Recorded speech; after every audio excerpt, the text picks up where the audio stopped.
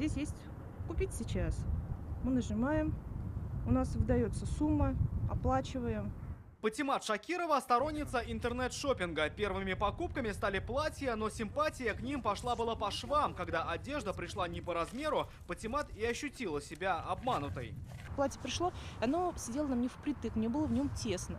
Поменять они отказывались. Тогда я сказала, что ну хорошо, я вот эту переписку приложу и это подаю на вас в суд. После заказа и оплаты интернет-покупка приходит примерно вот в таком виде. Это бандероли, нередко и мелкие пакеты. И важно не вскрывать их сразу, потому что внутри может оказаться не то, за что платили. Присылают не то, за что уплачено, не то по виду, не то по качеству. Но обманутые не остаются без поддержки. На страже интернет-покупателей закон о защите прав потребителей. Если раньше эти обращения было достаточно сложно рассмотреть в пользу потребителя, то сейчас они придерживаются как раз-таки установленных нашим законодательством правил. Они – это зарубежные продавцы. Иностранные сайты учитывают российские законы. По ним покупатель вправе вернуть товар и получить обратно деньги, если прошло не более недели. Возврат даже через интернет производится.